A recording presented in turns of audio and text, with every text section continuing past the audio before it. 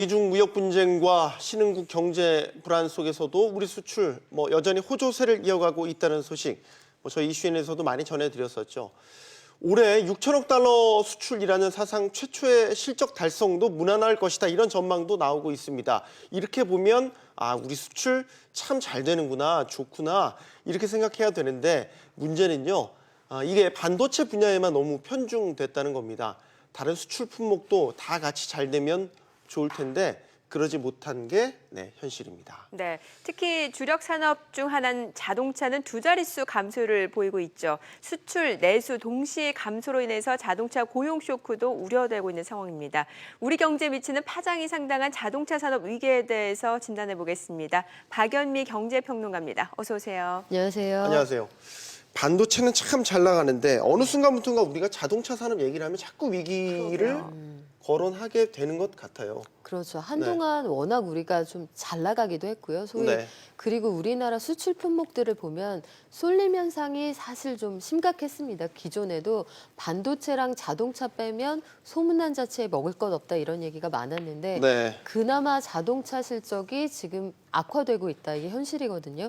9월 상황을 보면 국내 완성차 업체 5곳이 국내에서 판 자동차의 총수가 한 11만 대 정도. 그런데 작년 같은 달하고 비교를 해보니 18% 정도 줄었습니다. 그렇다고 수출이 좋았느냐? 그것도 아니었어요.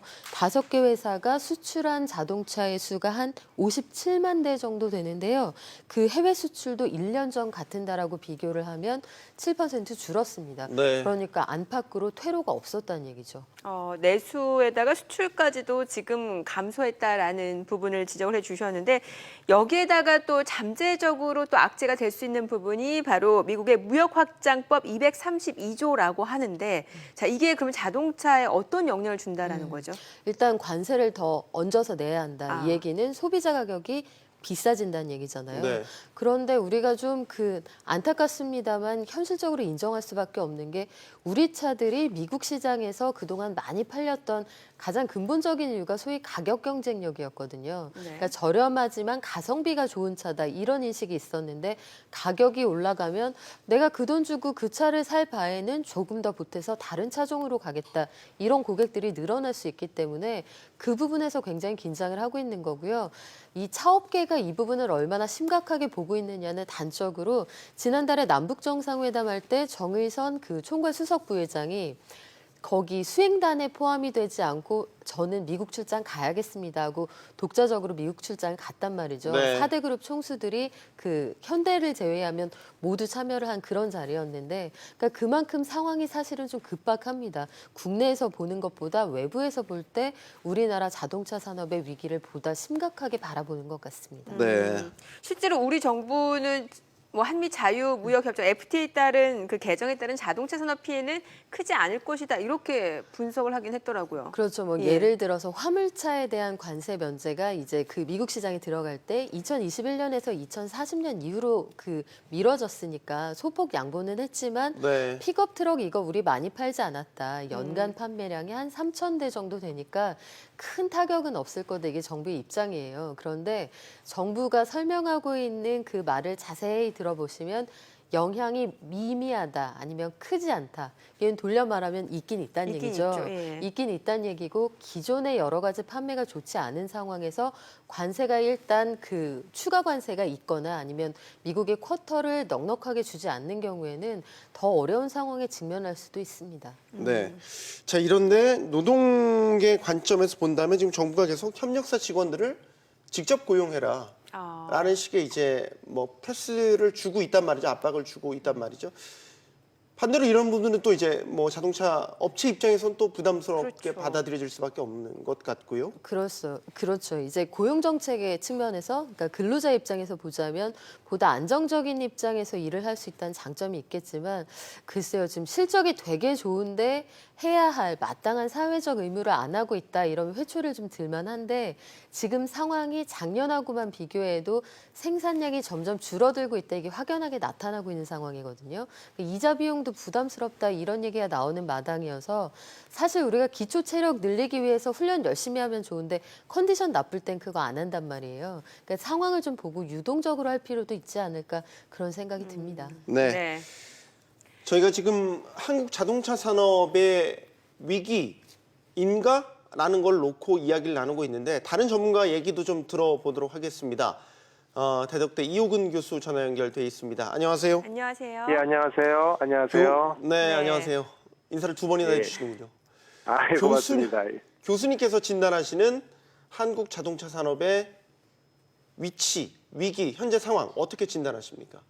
예, 가장 기본적으로는 뭐 전기 자동차, 수소 전기차나 자율주행 자동차 등 차세대 주력 상품에 대한 정의가 완벽하지 않다. 이게 좀 가장 큰 문제라고 보여지는데 지금도 위기지만 몇 년 후를 늘 봐야 되거든요. 네. 결국은 이런 부분에 대해서 핵심 경쟁력이 명확히 정의되지 않다 보니까 반응이 좀 느리게 움직일 수밖에 없고 R&D 비용이나 이런 투자 여력이 여유가 없는 기업체는 위기를 맞이할 상황이 좀 있다. 이런 얘기인데 문제는 우리나라 자동차 산업이 경쟁력이 좀 어정쩡하다는 데 있습니다. 네. 기술을 전반적으로 선도하지도 못하고 있고요.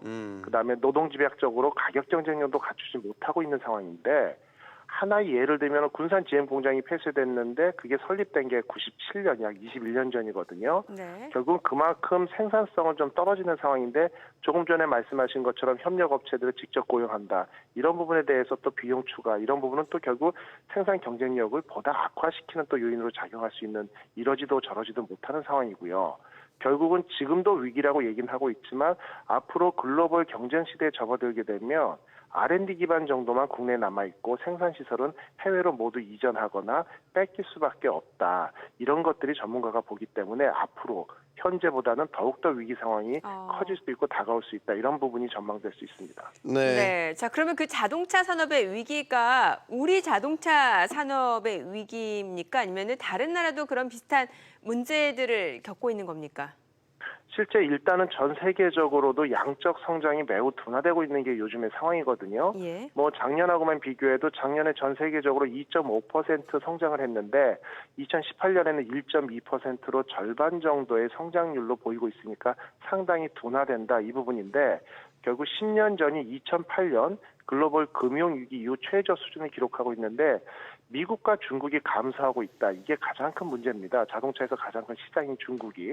네. 유럽만이 다소 이제 증가세를 유지하고 있는데 보면은 이제 자동차 산업에서 혁신의 아이콘 하면 이제 테슬라를 우리가 늘 얘기하거든요. 네. 처음에 모델 3 예약금 받고 전 세계적으로 돌풍을 일으켰지만 결국은 양산 부분에서 문제를 일으켰기 때문에 현재 상당히 좀 위기 상황이지 않습니까? 네. 결국은 자동차 산업이 이런 분야에서 말씀드리고 우리가 예측할 수 있는 것처럼 현재는 모든 기업체들이 상당히 긴장하고 있다. 이렇게 볼 수 있습니다. 앞서 말씀하셨던 기술적으로도 뭐 세계를 이끌지도 못하고 노동 집약적이지도 못하고 중간에 어정쩡하게 있다. 결과가 그렇게 나왔단 말이죠. 그 결과에 대한 예, 원인을 좀 근본적인 이유를 짚어보자면 교수님께서 어디 있다고 보십니까? 일단은 완성차 자체의 경쟁력이 상당히 좀 부족한 게 지금의 상황이고요. 협력 업체들의 경쟁력이나 세계적인 어떤 생산성 부분도 떨어지고 마지막으로 서비스 경쟁력도 문제가 되고 있는데 뭐냐면 우리가 이제 많이 올라갔을 때가 세계 5위 생산국 정도 됐었거든요. 네. 그리고 R&D 투자 부족이 그동안 상당히 누적돼 있다 보니까 그런 부분에서 이제 핵심 기술이 선진국과의 격차가 점차 벌어졌다. 이렇게 볼 수 있고요. 그다음에 또 한 가지는 미래 기술에 대해서는 제작사의 기술 선점도 중요하지만 그런 기술이 부품 생산업체로 자연스럽게 이전되는 탑다운 방식의 어떤 기술 이전이 필요한데 이런 부분이 상당히 좀 동맥경화식으로 경직돼 있었다 이렇게 보는데 숫자로 우리가 보면 세계 100대 자동차 부품 기업 중에 한국이 속한 게 6개 정도고요. 네. 일본은 28개, 미국은 22개 정도거든요. 네. 결국 기초 체력이 상당히 부족했고 이러한 부분에 대해서 어떤 성장 지원이 앞으로도 필수적으로 필요하다 이렇게 볼 수 있습니다. 지금 말씀해주신 내용을 들어보게 되면은 완성차 업체들이 중소부품 업체들과 상생을 모색해야 된다. 지금 이런 맥락을 짚어주신 거죠? 그렇습니다. 맞습니다. 예. 예. 그 부분에 대해서 조금 더 구체적으로 이해가 되게끔 설명을 해주세요. 예, 한 가지요. 2013년, 14년에 우리나라 이제 뭐 현대기아를 대표적으로 말씀드릴 수밖에 없죠. 네. 자동차 산업에서는 850만 대 내외의 판매량을 기록하면서 세계 4위 시장으로 곧 진입한다. 이런 어떤 희망적인 모습을 보였었는데 그 당시에 전문가들이 그 백그라운드를 배경을 보면은 일본 자동차 산업의 일부 몰락이 한국의 반세익을 가졌다 이렇게 보거든요. 네. 그 이유가 무엇이냐면 일본의 원전으로 전력 공급이 불안해지면서 자동차 부품 산업이 전체적으로 조금 불안하고 품질에 문제가 생기면서 일본이 수출이 좀 어려워졌는데 네. 여기서 우리가 배울 수 있는 것은 이렇게 부품 산업의 공급이나 기술 개발, 품질에 문제가 있을 때 자동차 산업 전체가 위기가 올 수 있다는 것이죠. 그게 회복되는데 2, 3년이 걸렸거든요. 그렇기 때문에 메이커, 제작사 한 곳만 잘한다고 자동차 산업의 기초가 전체적으로 튼튼해지는 것은 아니고요. 결국 GM 세태 때문에 여러 회사가 위기가 처했던 것처럼 부품사와 제작사가 상생하면서 이렇게 공존하면서 기술을 쉐어하고 이런 부분에 대해서 기초 체력을 다지는 것만이 앞으로의 경쟁력 제고에 큰 도움이 된다. 이런 게 기본적인 어떤 이론입니다. 네, 네, 오늘 말씀 잘 들었습니다. 잘 들었습니다. 고맙습니다. 네, 대덕대 이호근 교수 이야기 들어봤습니다. 네. 자, 지금 자동차 산업에 대해서 좀 얘기를 들어봤는데 뭐 결과적으로 앞서서 가장 우려가 되는 부분은 R&D 센터만 국내에 남고 이제 뭐 생산 기지는 다 해외로 이전이 될 것이다. 그렇게 된다라면 생각해 볼 수 있는 부분이 고용 부분 아니겠습니까? 그렇죠. 이 제2의 조선업으로 전락하는 것 아니냐. 그 이상이 될 수도 있다. 고용 쇼크가 메가톤급이다라는 그런 위기설도 나오거든요. 그게 뭐 완전히 과장된 얘기는 아닙니다. 지금 그 직접 고용하고 있는 규모가요. 조선업의 3배 정도 되고요. 예. 유발 효과, 전후방 효과를 고려하면 적어도 이 분야에서만 100만 개 이상 일자리를 책임지고 있다. 차 산업의 비중이 그만큼 크다고 보는데 작년 연말하고 올해 8월 사이에만 그 완성차 업체들의 고용보험 가입 대상 근로자들이 한 그 10,000명 정도 줄었거든요.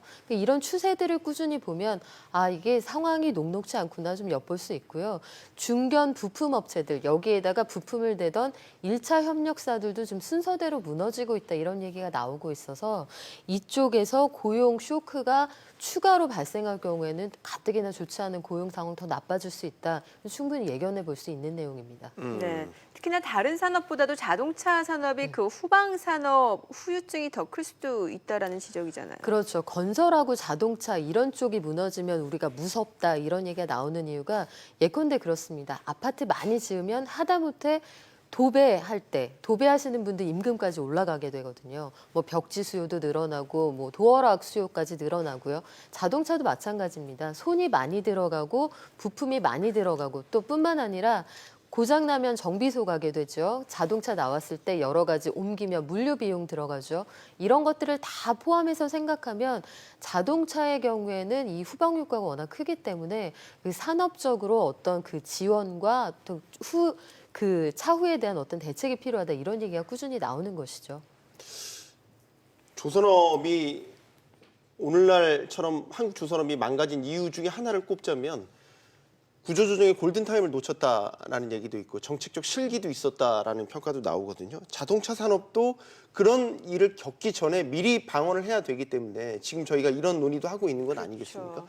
전문가로서 재원이 필요한 시점일 것 같습니다. 일단 사내외에서 안팎으로 좀 그 고민할 부분이 좀 많을 것 같은데요. 일단 강성노조로 대표가 되잖아요. 여기에서 회사가 지나치게 위기 상황까지 가지 않도록 안에서도 슬기롭게 협력하는 그런 자세는 좀 필요할 것이고 근본적으로 차가 덜 팔리는 게 문제인데 그럼 왜 덜 팔리느냐.